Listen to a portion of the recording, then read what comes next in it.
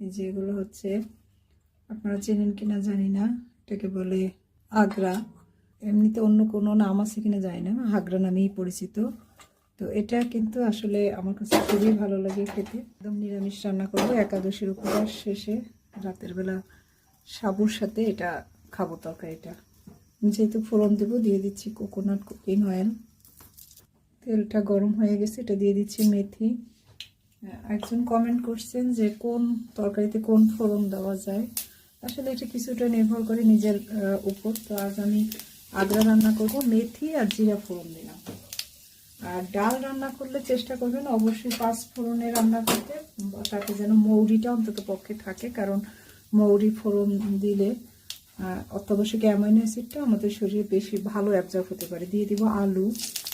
আলু কিন্তু খুবই কম খাই আমরা, একাদশীর দিনে নিরামিষ তরকারিতে অল্প একটু খাই, তার একটু আলু রান্না করছি।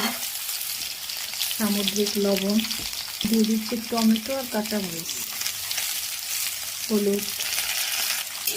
তেল অনেক বেশি আমি দেবো না, সামান্য তেলে এটা রান্না করব। আমার এই কড়াইটার আসলে ভালো ঢাকনা নাই, স্টিলের থালটা দিয়ে ঢেকে দিলাম। মশলাটা একটু কষানো হোক, টমেটোটা গলে দিয়ে দিচ্ছি ধনে জিরার গুঁড়ো।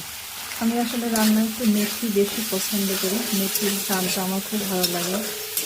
একটা শরীরের জন্য যেহেতু ভালো, মেথিটা বেশি খাওয়া হয় আমার। একটুখানি পানি দিয়ে দিই, তেল কম দেওয়ার কারণে এটা লেগে লেগে যাচ্ছে, সেজন্য একটু কষানো হোক। আবার দেখে দিলাম,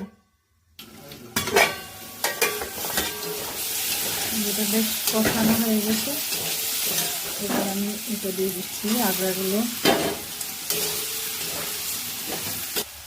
একটু ব্রোকলিও দিয়ে দিই। এবার হচ্ছে পানি দিয়ে দিই। ব্রোকলি আর হচ্ছে আগ্রাগুলো, এগুলো আসলে একটু সিদ্ধ হলেই হয়ে যাবে। আর আমার আলুটা তো আগেই সিদ্ধ করে নিয়েছি, এই দুটো সিদ্ধ হলেই রান্না শেষ হয়ে যাবে।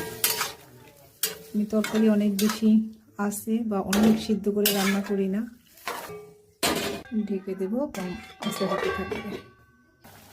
তরকারিগুলো সিদ্ধ হয়ে গেছে, এবার আমি ধনে পাতা দিয়ে দিলাম, মিশিয়ে দেবো। এটা কিন্তু পুরোপুরি একদম কুক হয়নি, যে দেখেন এটা সবুজই আছে, জাস্ট এই যে সিদ্ধ হয়েছে। আমি চুলাটা বন্ধ করে দিই, কিছু সময় ঢেকে রাখি চুলা বন্ধ করে, তাহলে রান্না